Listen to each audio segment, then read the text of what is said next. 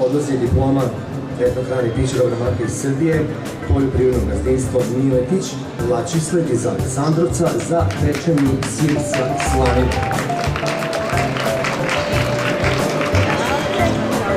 A specijalno priznanje u ovoj kategoriji poljoprivredno gazdinstvo Tamara Marković iz Žatovca za Đunjevi.